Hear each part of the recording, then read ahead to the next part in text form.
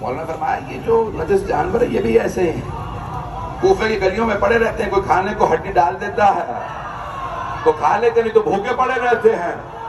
अल्लाह के नामी ये मौला ने नहीं, मौला से पहले रसूल खुदा ने भी यही तशबीह दी है।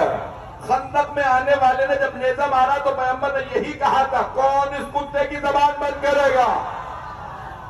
नहीं है मजमा, रसूल खुदा गालियां नहीं देते थे, मौला अली गालियां नहीं देते थे, मौला हसन गालियां नहीं निकालते थे। तवज्जो, जब एक मर्तबा मौला हसन कूफे की मस्जिद में खुतबा दे रहे थे, एक खारिजी आया, मौला के खुतबे के दौरान मौला अली का नाम दे के गाली बकी। मौला ने कहा कुत्ते मस्जिदों में नहीं आते।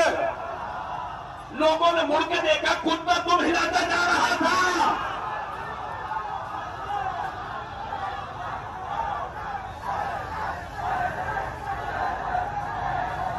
है